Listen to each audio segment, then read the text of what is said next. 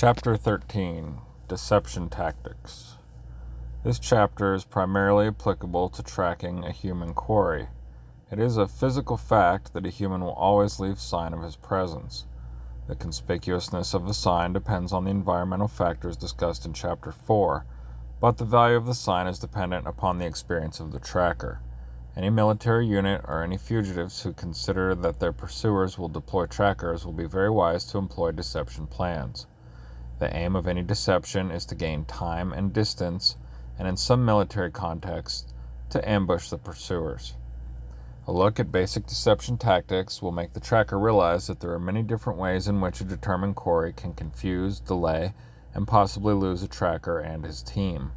Determination and imagination will often need to be called on by the tracker when tracking through deception tactics, but unless the group laying the deception plan is extremely efficient, they will more often than not signpost their deception by leaving a piece of sign that is obviously out of place to the experienced eye of the tracker.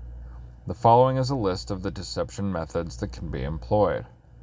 Walking backwards, conversion of sign, brushing the track, stone hopping, tiptoe walking, fade out, splitting up if the quarry is in a group, crossing or walking in a stream or riverbed, looping back.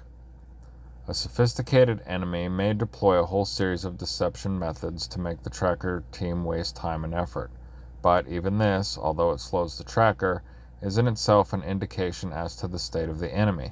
They are alert, highly skilled, and therefore very dangerous. The military tracker would then be seriously considering the possibility of the track being booby-trapped or of his team being ambushed. I will now detail each of the major deception methods. With each tactic, I will indicate the clues that tell a tracker a deception tactic is being employed against him. The student will notice that some of the methods are more appropriate to certain types of environments than others. Walking backwards. This is the equivalent of Dick Turpin putting the horseshoes back to front on Black Bess. It would throw the unobservant tracker off the line of march by a complete 180 degrees, but the tracker aware of this ploy, it is as clear as day for several reasons. See Figure 33. When a person walks backwards, the length of his pace is shortened. The toe and the ball of the foot will be more pronounced, the heel not so much. Loose dirt, dust, sand, long grass, ferns, and foliage will still be dragged in the direction of movement. See Figure 33-1, walking forwards, and 33-2, walking backwards. The feet are placed wider apart for balance. Conversion of sign. Unless a person is reasonably good, this practice only serves to signpost his direction. People sometimes try to mask their prints by making animal tracks over them, usually pig tracks, by the use of shaped sticks. Brushing over the tracks. Again, to an experienced tracker, this technique only signposts the track and thus the intentions. The quarry attempts to hide his sign by brushing over it or placing over it leaves, sticks, stones, and earth. The sign leads to the area that has been brushed. The tracker has then to ask himself, why did they brush the track at this point, and where did they go? Stone hopping. This is attempted as a deception if there is an area of large stones that are firm and do not move when stepped on. The stones or rocks have to be very large, otherwise there will be sign left, because after a stone has lain for some time, dirt and sand will build up around the base. Once stepped on, this wall will crumble and what appears to be a shadow will appear around the base, a coloration difference at the lower edge of the stone. This is an extremely difficult and arduous deception tactic to follow, especially if it is used for some distance. One strong indication is that there will be fine particles of dust, sand, or dirt left on the surface of the stone.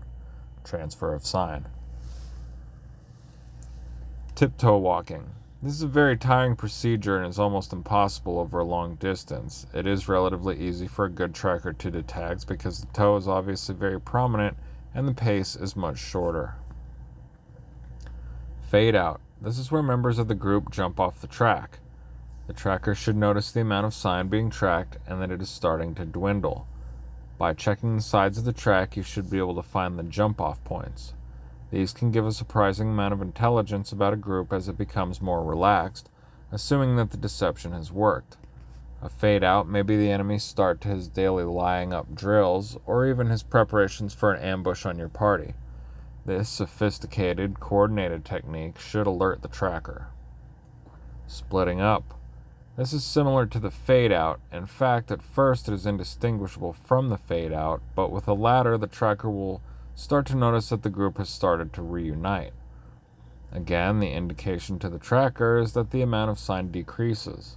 The rule in this case is to follow the sign that is the most prominent, or where the sign indicates the larger group wind.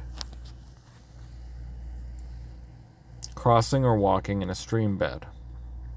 It is normally done where the water is rippling in the vain hope that it makes the sign much harder to locate, whereas in fact it makes it easier because the small stones on the stream bed are disturbed and their light undersides revealed.